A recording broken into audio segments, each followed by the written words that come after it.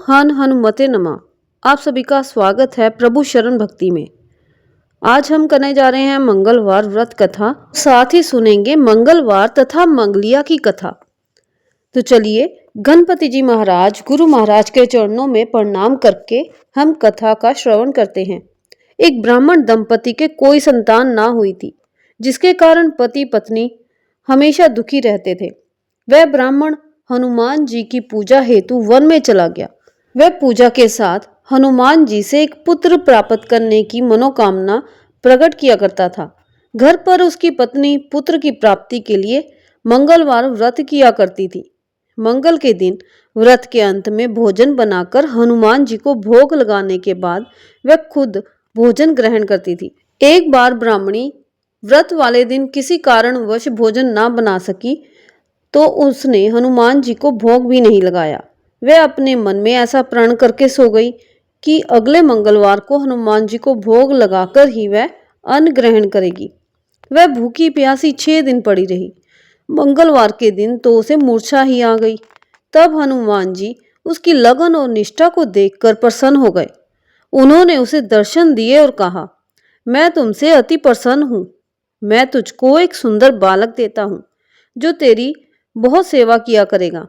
हनुमान जी मंगलवार को बाल रूप में उसको दर्शन देकर अंतर ध्यान हो गए। सुंदर बालक पाकर ब्राह्मणी अति प्रसन्न हुई। ब्राह्मणी ने बालक का नाम मंगल रखा और कुछ समय उपरांत जब ब्राह्मण वन से लौटकर आया तो उसने देखा कि घर के आंगन में एक सुंदर बालक क्रीड़ा करते हुए खुशी खुशी घूम रहा है। वह ब्राह्मण पत्नी से बोला, ये बालक कौन है?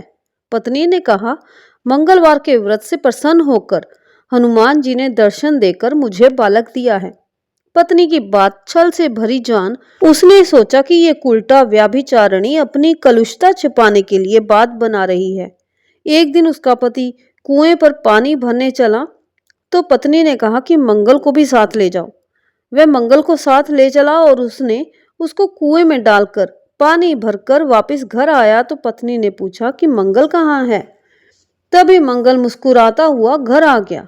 उसको देख ब्राह्मण आश्चर्य से चकित हो गया।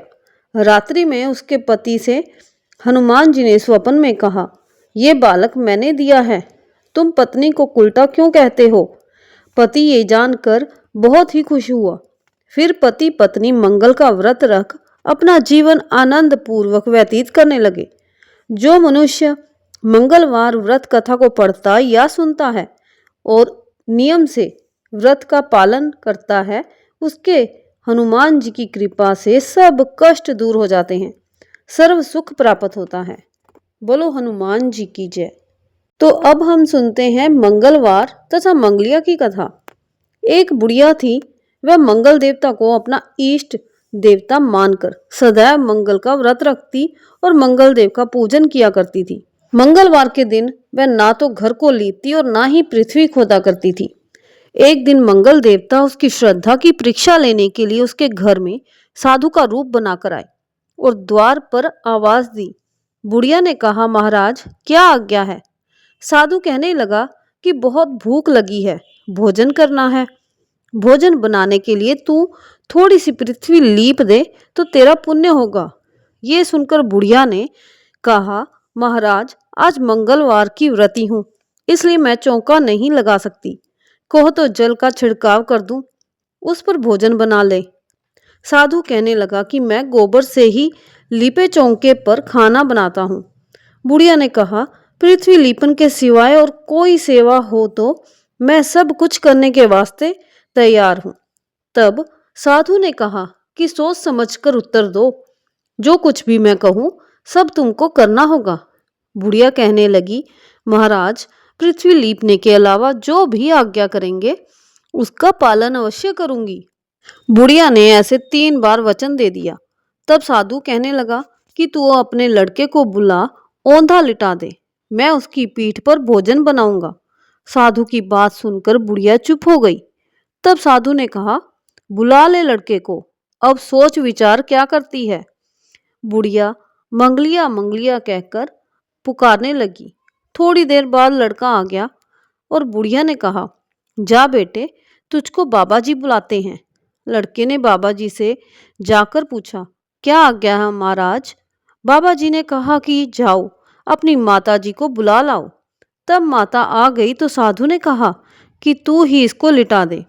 बुढ़िया ने मंगल देवता का स्मरण करते हुए लड़के को औंधा लिटा दिया और उसकी पीठ पर अंगीठी रख दी। कहने लगी कि महाराज, अब जो कुछ आपको करना है कीजिए, मैं जाकर अपना काम करती हूँ। साधु ने लड़के की पीठ पर रखी हुई अंगीठी में आग जलाई और उस पर भोजन बनाया। जब भोजन बन चुका तो साधु ने बुढ़िया से कहा कि अब अपने लड़के को बुलाओ, वह भी आकर भोग ले जाए।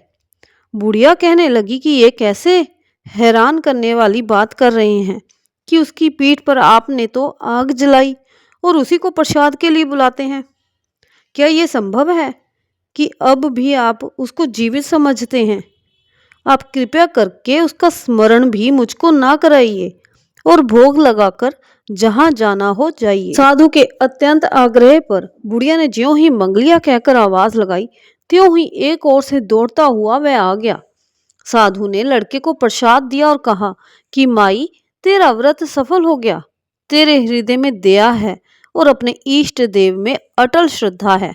इसी के कारण तुमको कभी कोई कष्ट नहीं पहुंचेगा। बोलो पवन सुत हनुमान की जय।